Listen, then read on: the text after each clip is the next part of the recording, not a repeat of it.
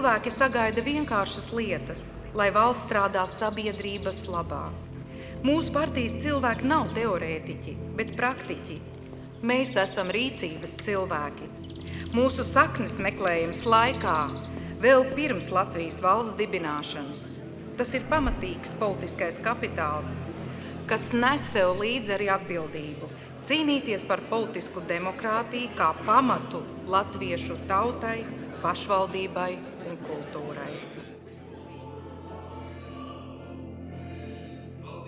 Šodien, atskatoties uz 4 gadu mērķi, mēs to esam izpildījuši. Nevis uz papīra, nevis runās, bet ar kopīgu darbu. Mēs ne tikai zinām, ko darīt, mēs zinām, kā to izdarīt. Ar pārliecību. Katrs kvadrātmetrs, katrs hektārs, katra māja, kur dzīvo cilvēks, kurš sirdī ir saimnieks, ir pienācis laiks mums viņus visiem kopā uzrunāt.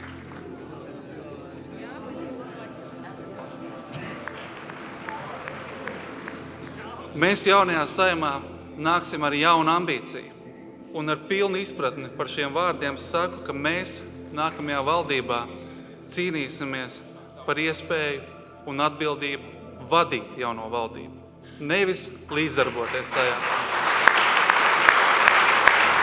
Godātie zemsavieši, aicinu saglabāt šo sajūtu un ar šo sajūtu arī doties vēlēšanās, jo tas ir tas, kā mēs dosimies pie vēlētājiem un par ko mēs iestāsimies. Par darbiem, nevis par runām.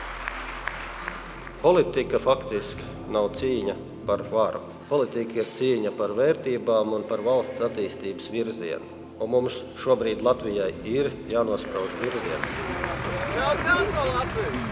Mums nevajag kaut kādas saraustītas lēmumus, un mums ir jākļūst saimniekiem savā zemē. Imantam Ziedonim pieder rindas. Puikas, šis brauciens būs tāls un traks.